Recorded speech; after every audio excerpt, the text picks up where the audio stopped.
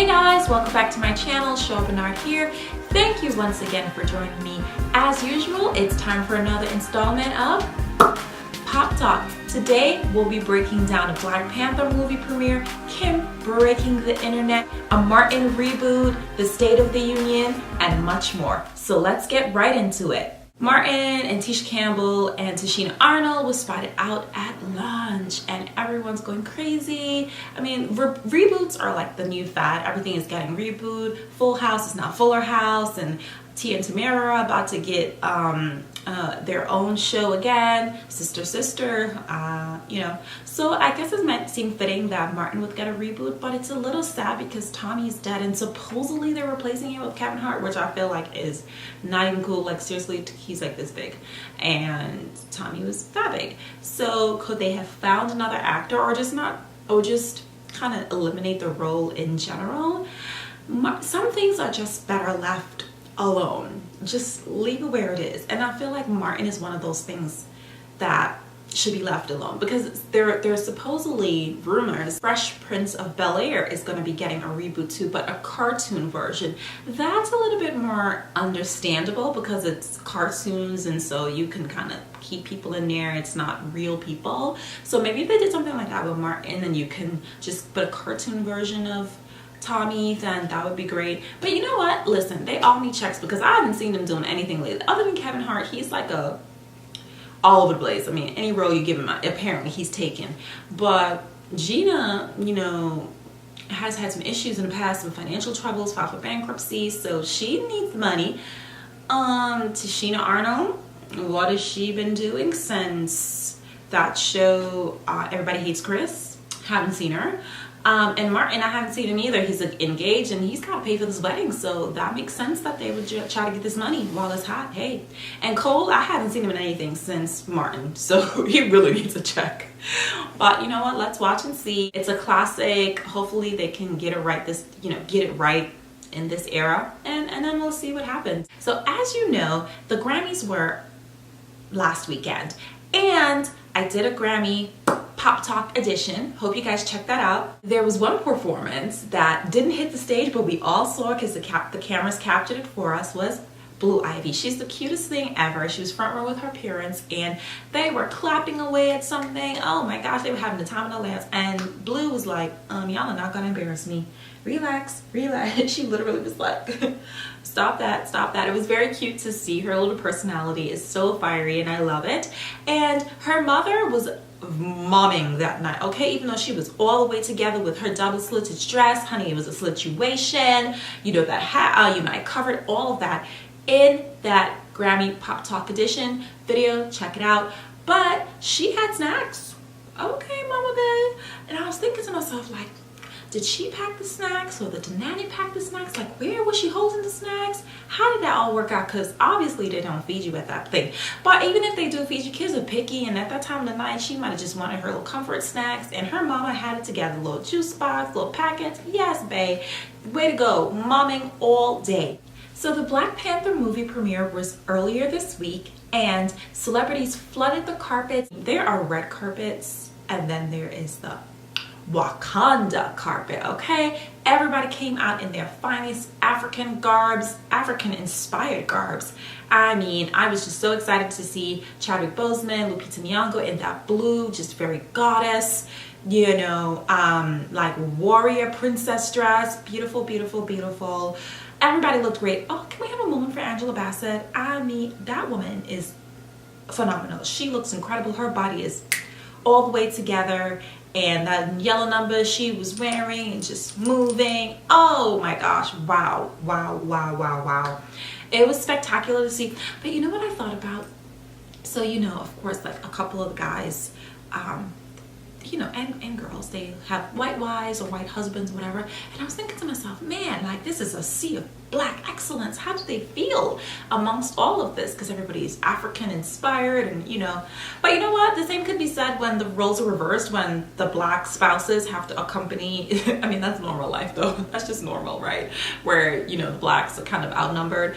It's not even about a race thing, it's just an observation that I made. But what do you guys think? Have you had those kind of thoughts like, what do the spouses feel when they're in the different arenas where, you know, with different races or whatever. But I'm excited about the movie. I can't wait. I bought my tickets already. I am going to like a premiere situation, red carpet, photography. Oh my gosh.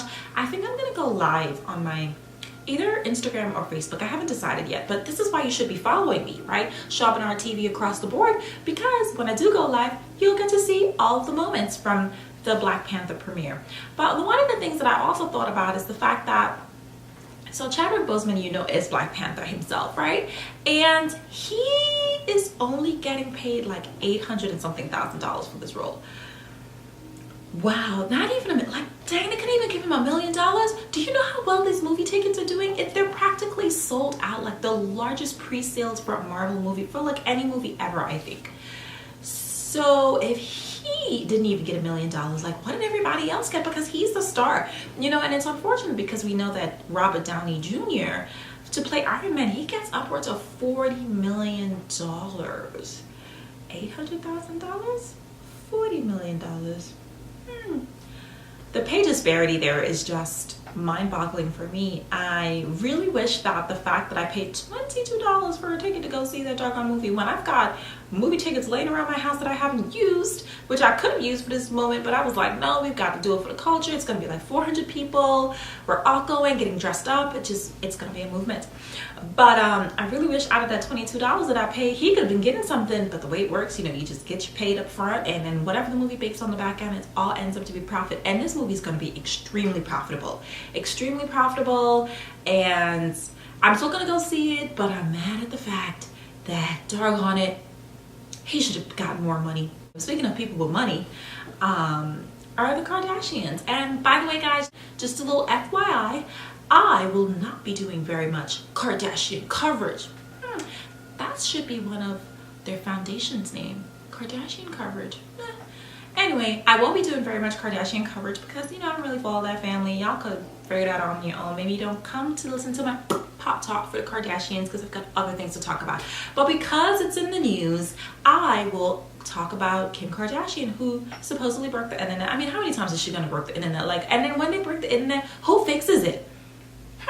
I don't know. But as far as I'm concerned, she didn't break the internet, because what she's doing in these pictures, excuse me, naked, braids, I mean, it's not like we haven't seen it before, so why is it such a big deal? People are saying she's a mother of 3, she should keep her clothes on. This is her brand, this is her business, this is how we learned of her. Naked, with Ray J, you know the rest. So I don't see why people are shocked at this. I think that this is how she makes her living. And Tammy Roman, she's funny with those Bonnet Chronicles, girl, oh my gosh, hilarious. But she's saying that at this point, Kanye's black card should be revoked. Well, you know what? Because she says that no black man would ever allow their woman to be showed in that manner.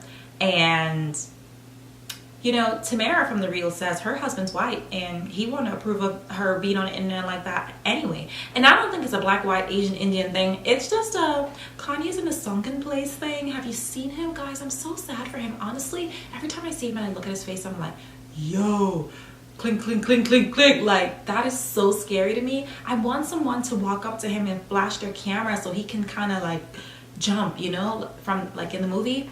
But sunken place or not, there's really nothing that he could do about it, because this is how he met her. This is what she's known for. This is how she makes her living, selling sex. So I don't think he could, even if he was in sober mind, he couldn't really tell her, like, don't put that stuff on the internet. And yeah, she's got 3 children now, 2 of which she birthed on her own, the other one via surrogate, a new mom again.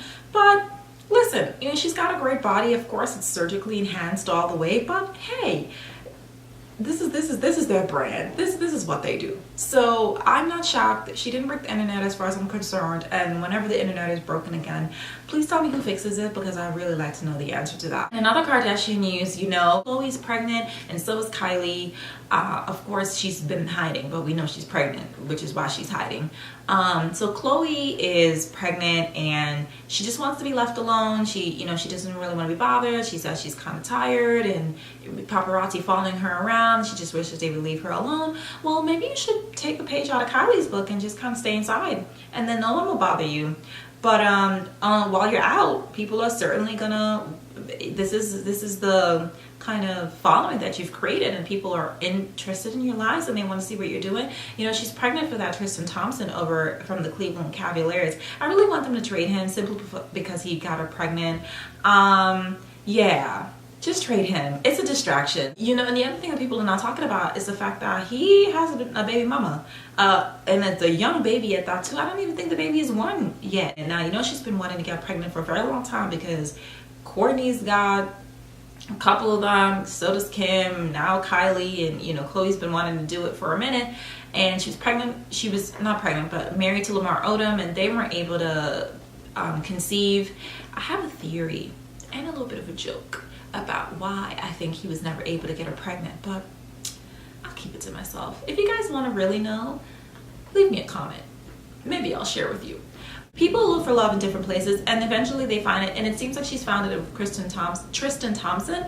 But the issue that I have is like, Hollywood is really small. Like, that whole dating circle, everybody just kind of dates everybody. So this baby mama that he has, Jordy, she is Kevin Hart's wife's cousin, and wow, small pool. And speaking of small pools, again, keep it on the Kardashian coverage, which we're not going to be doing much of. But I told you that Kylie's pregnant. She's hiding it. Supposedly she's going to be giving birth soon. So when she does give birth, I'll come back and tell you guys. But in the meantime, her baby daddy is Travis Scott, who used to date Chanel Iman. Again, they're all in just this really small kind of circle. The president gave the State of the Union speech, and I didn't watch because we already know the State of the Union. It's in a terrible state. What else do we need to know? Moving on to Superbowl52 is this Sunday. It's going to be the Eagles against the Patriots. I'm not going to be watching because I stand with Cap and Janet Jackson. Okay, like, Colin Kappernic does not have a job, and in the beginning we started off all hot and heavy.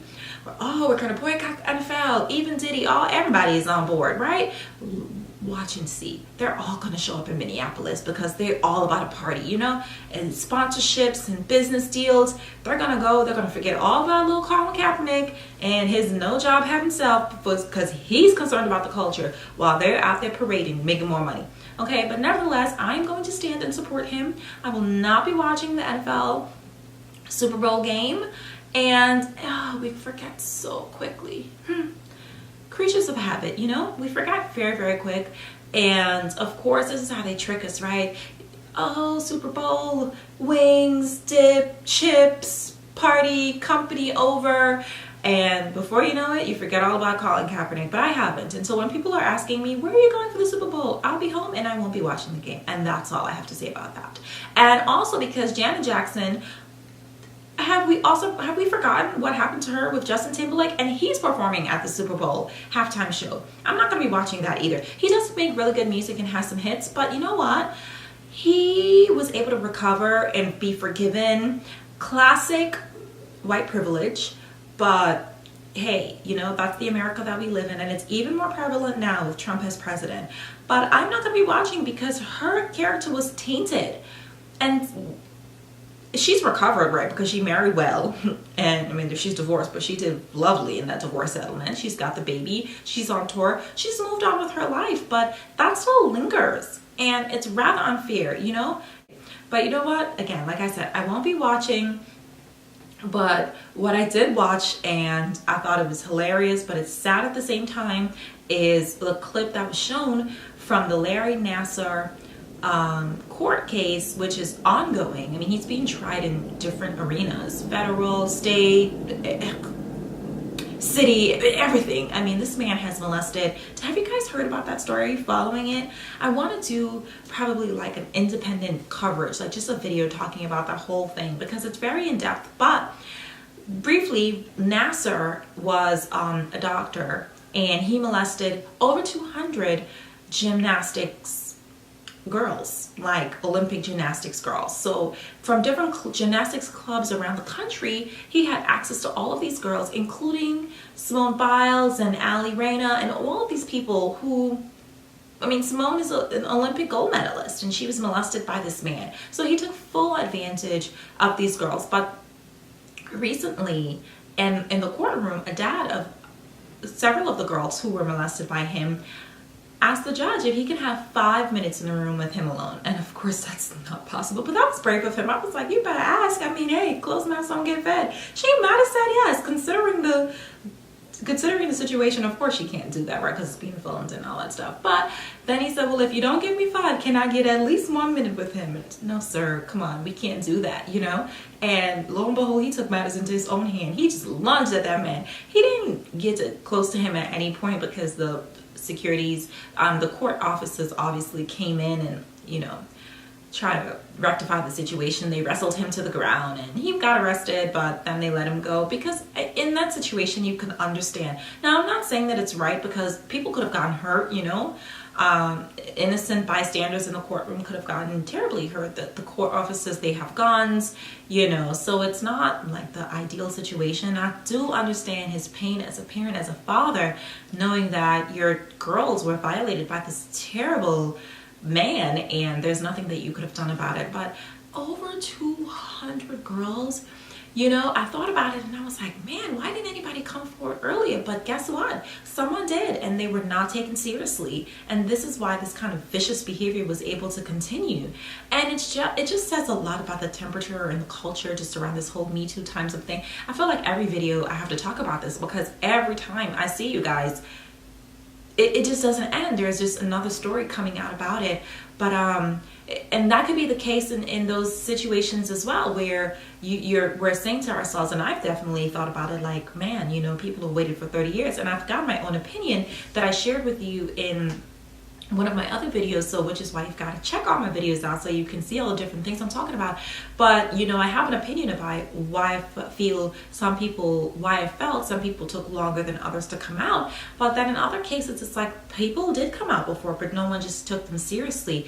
But it's nice where we are right now in the culture that women's voices are being heard. We're no longer being silenced, and even if people are trying to silence us, we're just saying you better listen because I've got a lot to say. And so that's great that's happening, but it's very sad, all of these different stories that are coming out. I can't imagine just having to live with that level of guilt. It's so unfortunate. And then a lot of the reports and just the testimonies of the girls are saying you no longer have control over me, and that's exactly what it is. It's just these men exercising their control over these girls in every arena. I mean, now that we can see, right, it's not just a Hollywood thing. Here it is in the Olympics gymnastics teams.